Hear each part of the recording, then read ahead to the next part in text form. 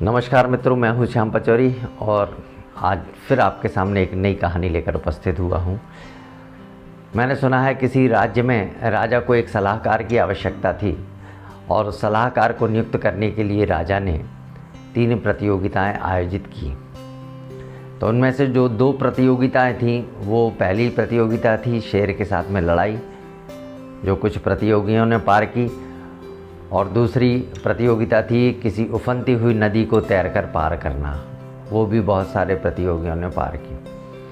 अब इन प्रतियोगियों में से 3 प्रतियोगी जो है छांटे गए और इन 3 प्रतियोगियों को तीसरी जो प्रतियोगिता थी उसके लिए जो है चयनित किया गया।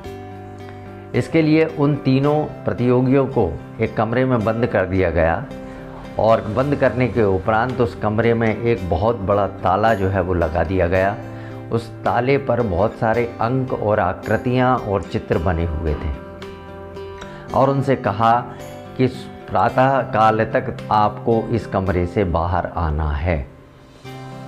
उनमें से जो 2 प्रतियोगी थे, उन्होंने जो है उन आकृतियों को, उन अंकों को, उन चित्रों को देखकर राजा से कहकर बहुत सारी गणित की और ज्योतिष की पुस्तकें मंगाई और उनको रात भर अध्ययन करते रहे। उस पर जो समस्याएं और पहेली लिखी हुई थी ताले पर, उनका हल करने के लिए वो रात भर जागते रहे और उन्हें हल करते रहे। ढेरों कागज उन्होंने बिगाड़ दिए, लेकिन जबकि तीसरा प्रतियोगी जो था वो आराम से चैन की सांस लेकर सोता रहा और सुबह उठा और सुबह उठकर दरवाज़ा खोलकर सीधा बाहर निकल गया और बाकी दोनों प्रतियोगी उसको देखते ही रह गए, क्योंकि जो ताला लगा हुआ था वो ताला दरवाजे की कुंडी पर लगा हुआ था, कुंडी लगी हुई नहीं थी।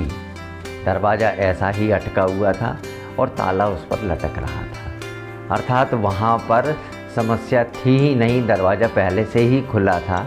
केवल ताले को देखकर वो लोग आश्चर्यचकित हो गए थे और शंकित हो गए थे और उसी समस्या में अपना ध्यान उन्होंने लगा दिया था।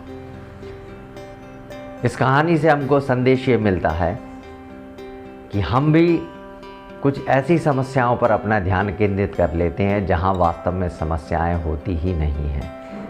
हम अपना ध्यान अगर निरीक्षण पर करें, हम अपना ध्यान जो है केंद्रित करें कि निरीक्षण वास्तव में कीन हो, तो निश्चित रूप से जो समस्याएं वो समस्याएं हमारे लिए समस्या नहीं रहेंगी। नमस्कार।